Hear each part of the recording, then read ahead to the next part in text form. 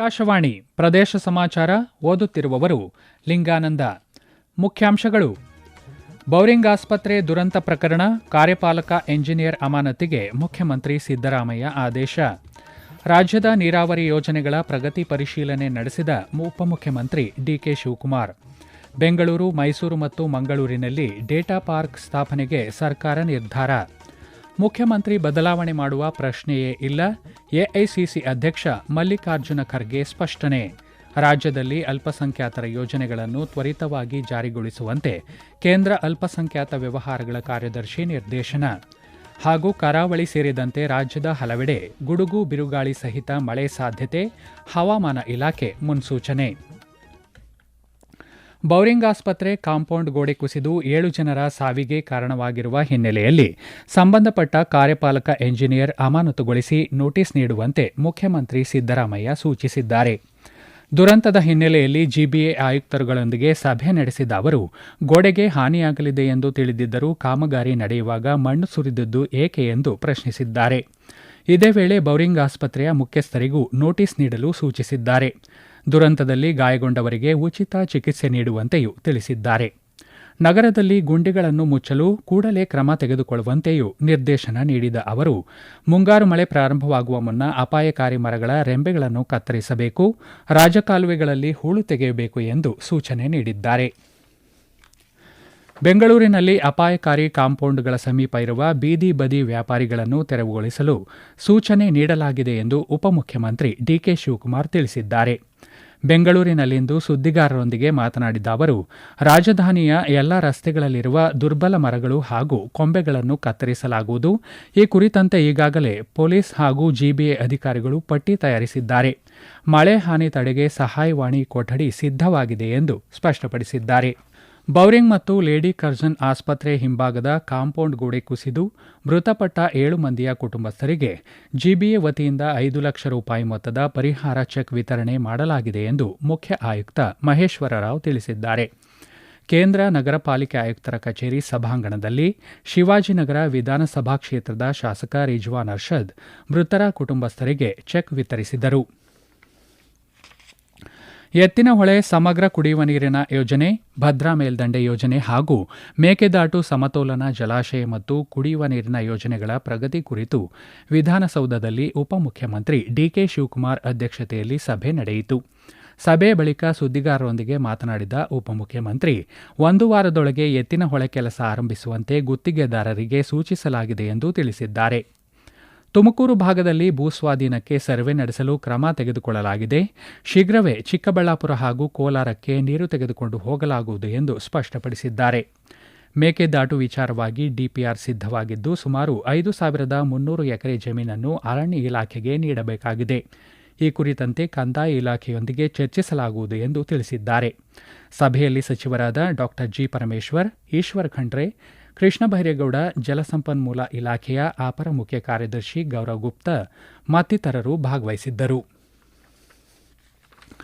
ರಾಜ್ಯದಲ್ಲಿ ಕೈಗಾರಿಕಾ ಬೆಳವಣಿಗೆಗೆ ಸುಸ್ಥಿರ ಡೇಟಾ ಕೇಂದ್ರಗಳ ಅಗತ್ಯವಿದ್ದು, ಬೆಂಗಳೂರು, ಮೈಸೂರು ಮತ್ತು ಮಂಗಳೂರಿನಲ್ಲಿ ಡೇಟಾ ಪಾರ್ಕ್ ಸ್ಥಾಪಿಸಲು ಇಂದು ನಡೆದ ಸಚಿವರ ಸಭೆಯಲ್ಲಿ ತೀರ್ಮಾನಿಸಲಾಗಿದೆ.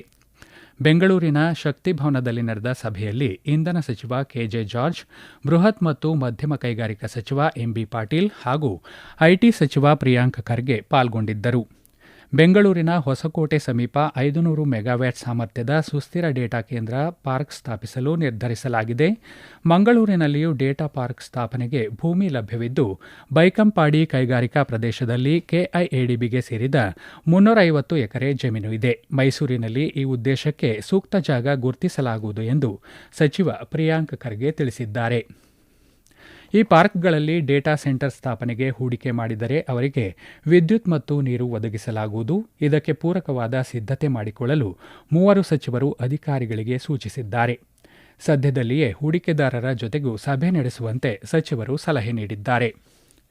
ಪ್ರದೇಶ ಸಮಾಚಾರ ಕೇಳುತ್ತಿದ್ದೀರಿ. ನಮ್ಮ ಎಲ್ಲಾ ರಾಷ್ಟ್ರೀಯ ವಾರ್ತೆಗಳು ಹಾಗೂ ಪ್ರದೇಶ ಸಮಾಚಾರ ಈಗ ಆಕಾಶವಾಣಿ ನ್ಯೂಸ್ ಕನ್ನಡ ಯೂಟ್ಯೂಬ್ ಚಾನೆಲ್ನಲ್ಲಿ ಲಭ್ಯ. ನಮ್ಮ ಎಕ್ಸ್ ಖಾತೆ ಮತ್ತು ಇನ್ಸ್ಟಾಗ್ರಾಂ ಖಾತೆ ಆಕಾಶವಾಣಿ ನ್ಯೂಸ್ ಕನ್ನಡ. ಹೆಚ್ಚಿನ ಮಾಹಿತಿಗಾಗಿ ನಮ್ಮ ಫೇಸ್ಬುಕ್ ಖಾತೆ AIR ಕನ್ನಡ ನ್ಯೂಸ್ ಅನುಸರಿಸಿ.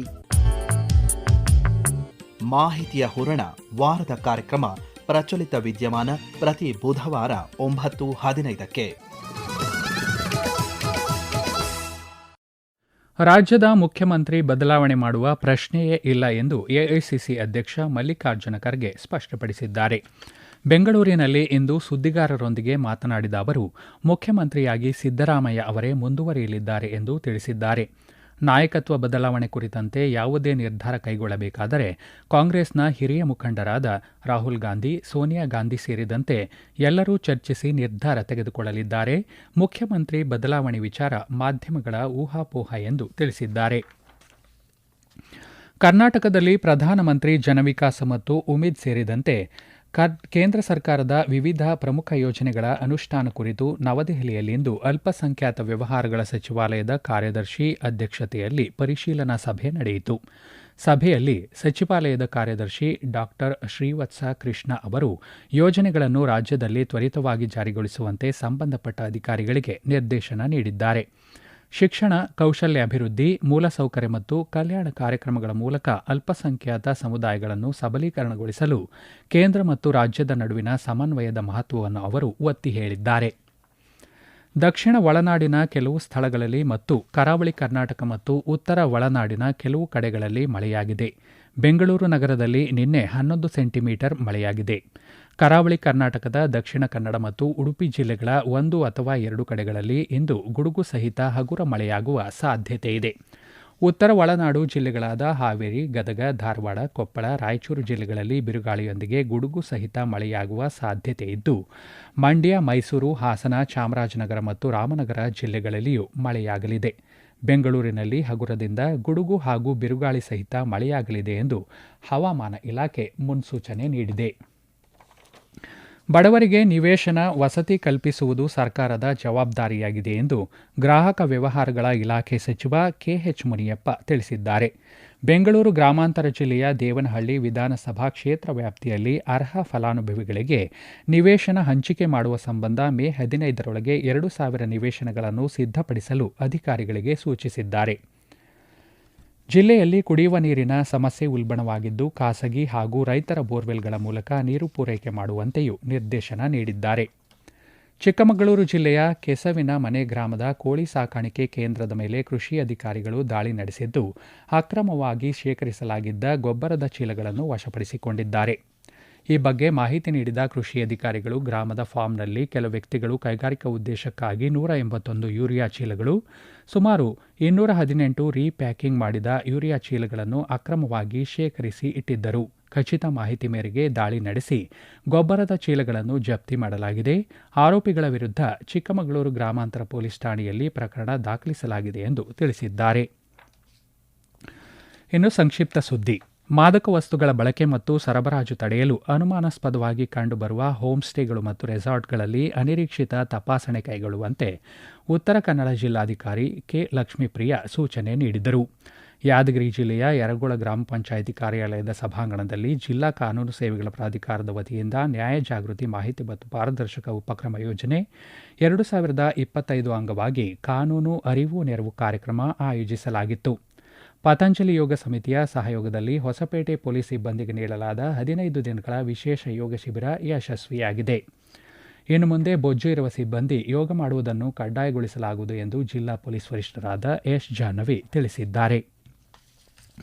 ಈಗ ಕೊನೆಯಲ್ಲಿ ಮತ್ತೊಮ್ಮೆ ಮುಖ್ಯಾಂಶಗಳು. ಬೌರಿಂಗ್ ಆಸ್ಪತ್ರೆ ದುರಂತ ಪ್ರಕರಣ, ಕಾರ್ಯಪಾಲಕ ಎಂಜಿನಿಯರ್ ಅಮಾನತಿಗೆ ಮುಖ್ಯಮಂತ್ರಿ ಸಿದ್ದರಾಮಯ್ಯ ಆದೇಶ. ರಾಜ್ಯದ ನೀರಾವರಿ ಯೋಜನೆಗಳ ಪ್ರಗತಿ ಪರಿಶೀಲನೆ ನಡೆಸಿದ ಉಪಮುಖ್ಯಮಂತ್ರಿ ಡಿಕೆ ಶಿವಕುಮಾರ್. ಬೆಂಗಳೂರು, ಮೈಸೂರು ಮತ್ತು ಮಂಗಳೂರಿನಲ್ಲಿ ಡೇಟಾ ಪಾರ್ಕ್ ಸ್ಥಾಪನೆಗೆ ಸರ್ಕಾರ ನಿರ್ಧಾರ. ಮುಖ್ಯಮಂತ್ರಿ ಬದಲಾವಣೆ ಮಾಡುವ ಪ್ರಶ್ನೆಯೇ ಇಲ್ಲ, ಎಐಸಿಸಿ ಅಧ್ಯಕ್ಷ ಮಲ್ಲಿಕಾರ್ಜುನ ಖರ್ಗೆ ಸ್ಪಷ್ಟನೆ. ರಾಜ್ಯದಲ್ಲಿ ಅಲ್ಪಸಂಖ್ಯಾತರ ಯೋಜನೆಗಳನ್ನು ತ್ವರಿತವಾಗಿ ಜಾರಿಗೊಳಿಸುವಂತೆ ಕೇಂದ್ರ ಅಲ್ಪಸಂಖ್ಯಾತ ವ್ಯವಹಾರಗಳ ಕಾರ್ಯದರ್ಶಿ ನಿರ್ದೇಶನ. ಕರಾವಳಿ ಸೇರಿದಂತೆ ರಾಜ್ಯದ ಹಲವೆಡೆ ಗುಡುಗು ಬಿರುಗಾಳಿ ಸಹಿತ ಮಳೆ ಸಾಧ್ಯತೆ, ಹವಾಮಾನ ಇಲಾಖೆ ಮುನ್ಸೂಚನೆ. ಇಲ್ಲಿಗೆ ಪ್ರದೇಶ ಸಮಾಚಾರ ಮುಗಿಯಿತು. ನಮ್ಮ ಮುಂದಿನ ವಾರ್ತಾ ಪ್ರಸಾರ ರಾತ್ರಿ 7:35ಕ್ಕೆ.